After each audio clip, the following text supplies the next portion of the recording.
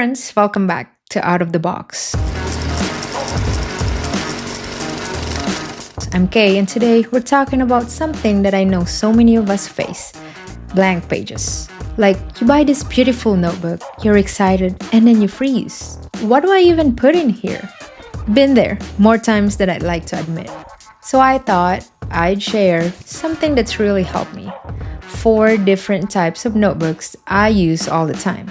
They've not only helped me fill those empty pages, but they've also helped me organize my brain, track my growth, and keep my life somewhat together.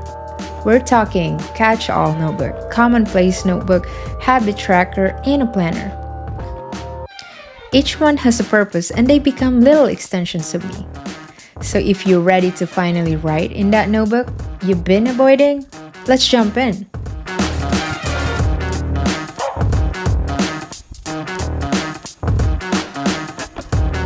Okay, first up, the catch-all. This one, it's my safe space. It's chaotic, but in the best way. I don't overthink anything that goes in here. I just let it out.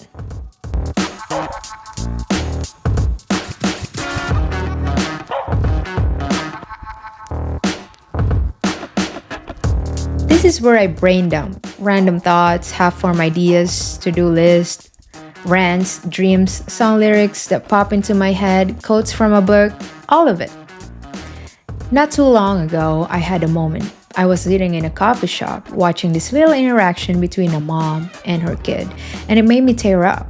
So I grabbed my catch-all notebook and I wrote, "I want to create things that I make people happy." That was it. Just one line, but it mattered to me. That's what this notebook is for. It's messy, it's honest, it's where ideas are born. Next up is my commonplace notebook, and this one is like my personal museum.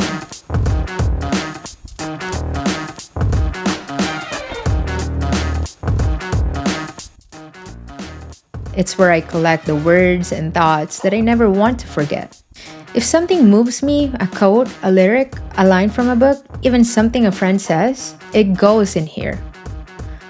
One of my favorite entries is from The Boy, the Mole, the Fox, and the Horse. It says, "Asking for help is not giving up. Asking for help is refusing to give up." That hit me so hard. I remember writing underneath it, "Why do I always think I have to do everything alone?" Sometimes it's not even about remembering the quote.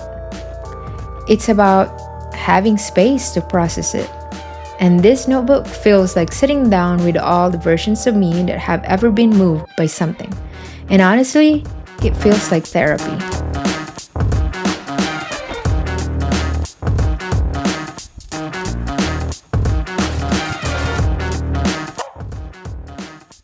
Alright, let's talk about the habit tracker.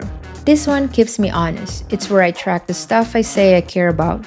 Because if I'm not doing it, do I really care about it? Here's what I track: praying, journaling, reading, studying, workout, gym, water, coffee. Yes, even coffee. Social media use and the money that I spent for that month. And then I have little graphs for water and sleep because hydration and rest are what I struggle with the most. The other month, I realized I was drinking more coffee than water, and I was constantly tired. Coincidence? Probably not. The tracker helped me see the pattern, and I slowly start to change it. It's not about being perfect. It's about being aware.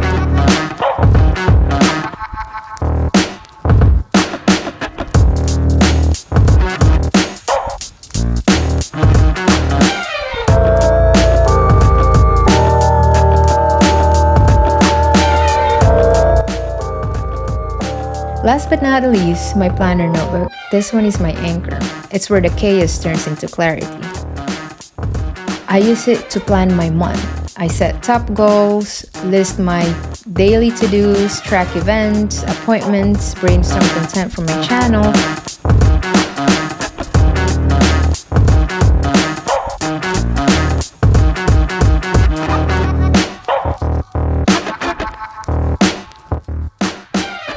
And I use it as a diary. I put one major line that happened on that day and I put it on my planner.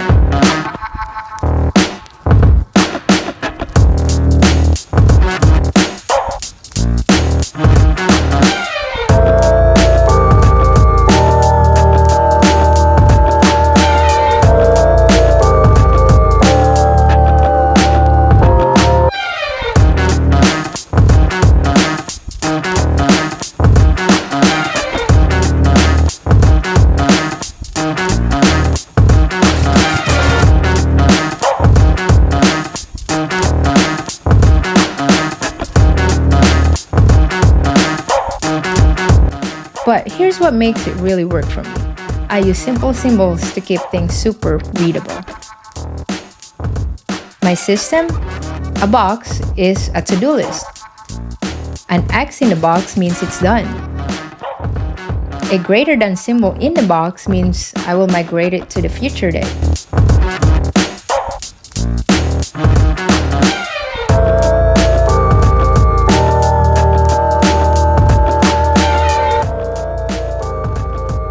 A circle is events or appointments.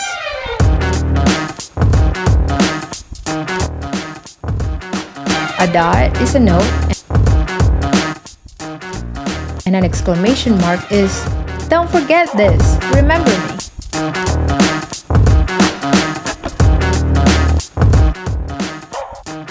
So one day might look like this. A script, YouTube video, which is a task for a box. Finish laundry, which is a cross mark.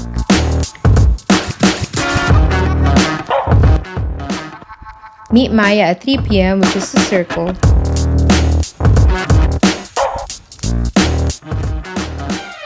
And a dot for a thought. Look into a new podcast mic. And an exclamation point for pay tuition before Friday.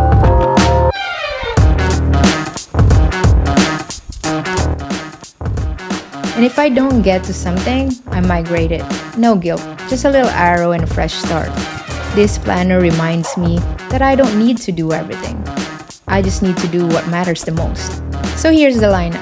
A catch-all for dumping thoughts before they disappear.